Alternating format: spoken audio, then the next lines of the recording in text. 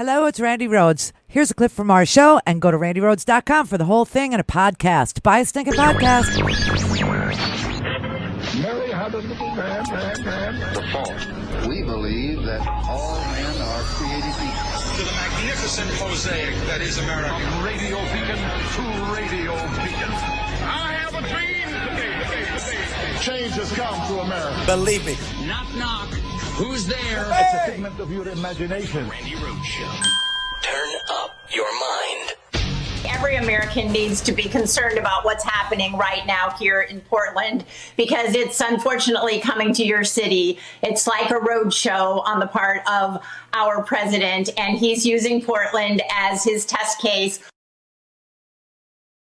A warning tonight for the rest of the country from the Attorney General of Oregon. She's filed a second lawsuit to force the removal of those feds from the streets of Portland. And when we say feds, what we mean is no name tags, not easily identifiable, militarized, camo-wearing, quasi-secret police force that our friend Steve Schmidt has called federal stormtroopers and jackbooted thugs. Oregon's demanding the feds stop detaining their citizens, in some cases forcing them into unmarked vehicles without telling why they're being arrested. The acting Homeland Security Secretary, Chad Wolf, former lobbyist with no law enforcement experience, who happens to be the fifth person to serve in that job under Trump, he defended the officers' actions in two separate appearances today. I don't need invitations by the state mayors or state governors to do our job. We're going to do that whether they like us there or not. That's our responsibility. Police officers are not stormtroopers. They are not the Gestapo, as some have described them. That description is offensive, it's hyperbolic, and it's dishonest. What's dishonest is wearing the uniform of the U.S. military when you're from the Department of Homeland Security, Chad. Real soldiers do not beat up mothers. Real soldiers don't beat up U.S. citizens. Real soldiers don't attack U.S. citizens. You are insulting every single person, including myself, including my dad, and including, your dad and your grandpa, anybody who ever wore the uniform, by putting these goons on the street in military uniforms. Now, I want to talk to these goons, okay? I want to talk to you DHS employees. You signed up to fight Al-Qaeda. Al-Qaeda. And somehow you now find yourself on a street in downtown Portland shooting rubber bullets at a naked woman doing ballet poses in the middle of the road. And if I asked you why, your only answer would be Donald Trump. You better get a grip. Because you're a traitor to your uniform. You're a traitor to my uniform. You're a traitor to this country.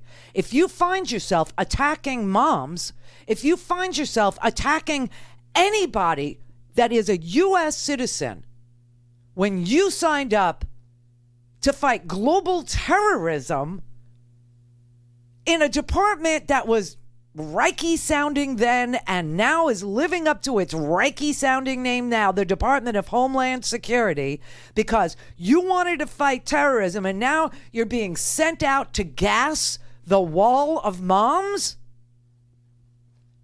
Well, it's no wonder you won't put your name on your uniform. It's no wonder you hide your identity. I wouldn't put my name on that activity either. You better learn how to just say no.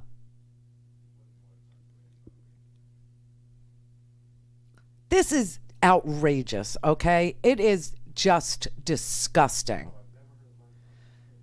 You know, it's funny. I brought up On Tyranny, 20 Lessons from the 20th Century by the Yale professor Tim Snyder yesterday. You know, Friday I brought up this whole thing with his goons, and thank God the mainstream media decided, oh, we don't have any corporate sponsors in this, so we can report it too.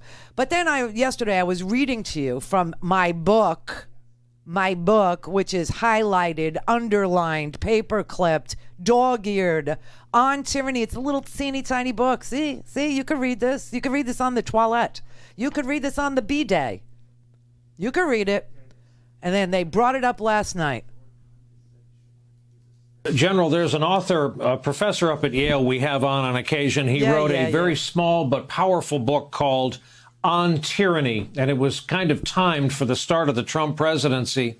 He lays out things to look for in society that you may be teetering on tyranny. Here's the one he says about this. Be wary of paramilitaries.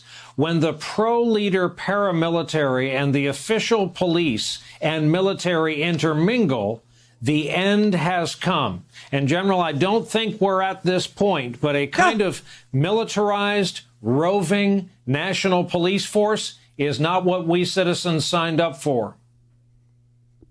Well, we've merged into this. SWAT teams, local sheriffs, police force, a federal FBI, now Border Patrol, all merging themselves into military uniforms.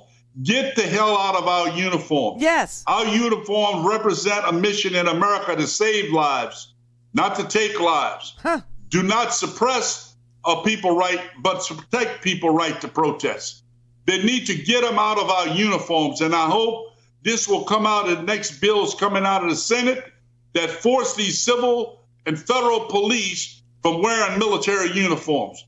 It's a denigration of our uniform to be out and doing things like beating on people while they're protesting and not apprehending them, but punishing them. Police do not have the authority to punish people.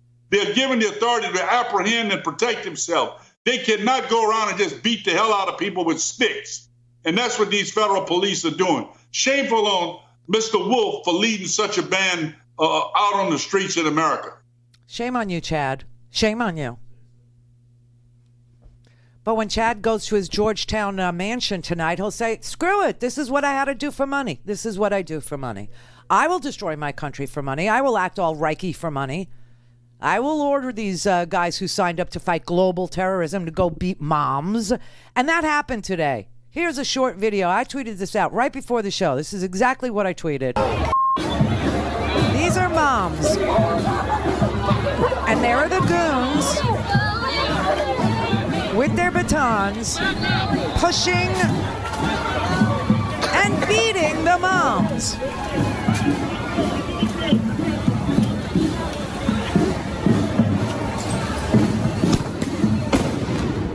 Oh my God.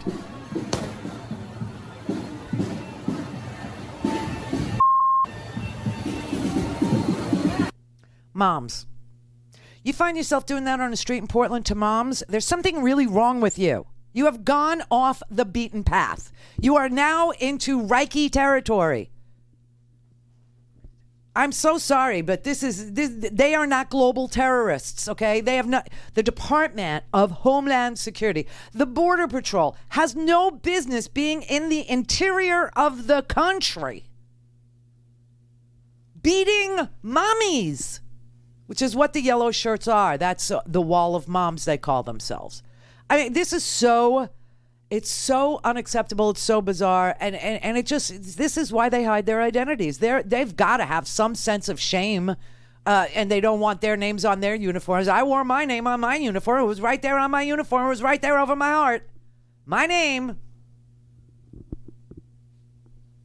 Unbelievable. This is so goon-like, so SS-like, so SA-like, so Russian. This is freaking communist Chinese behavior. Tiananmen Square stuff. This is bizarro world.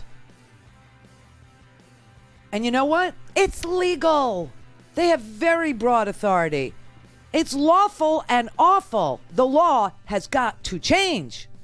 And little Kaylee stood at her podium yesterday all dressed up with nowhere to go, telling everybody it's lawful. Yes, he can do this. This is lawful. He can shoot you on Fifth Avenue, and you can't do anything to him. But they are pushing the boundaries. Domestic policing by federal authorities. They're pushing the boundaries.